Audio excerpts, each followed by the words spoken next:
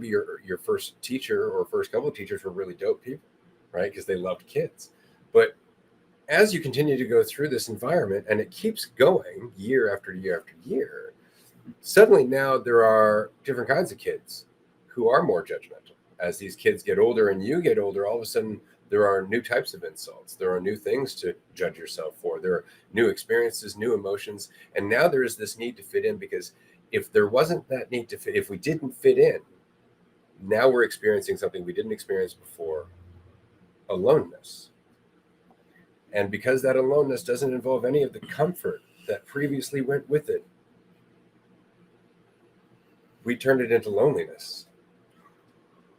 And from there onward, so many more of our choices are to avoid that loneliness from the original assumption that we needed to fit in.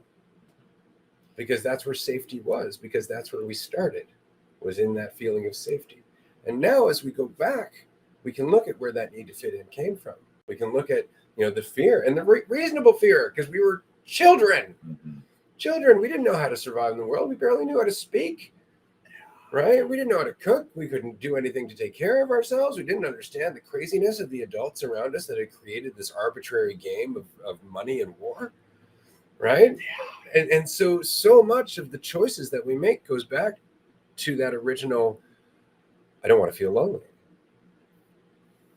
But the lonely was an optional perception of alone, because we had always been alone from the very start. It's just that the environment suddenly shifted and it perpetuated that illusion of division when it was never really the case. We were never divided.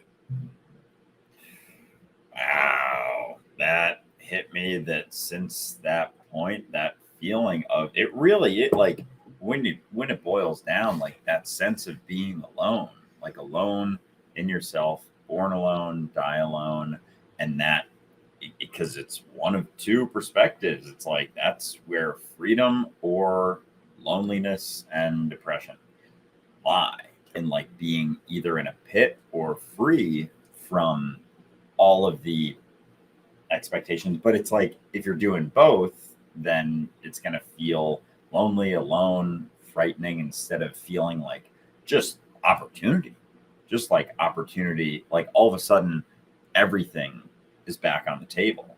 Like you can take your life in all different sorts of directions. You can spend your day doing things, and as long as you're staying responsible and like paying attention, like you can allow life to inform you instead of having this underlying like, well, is this going to make me alone? Yep. It's like you're already alone in everything that you do.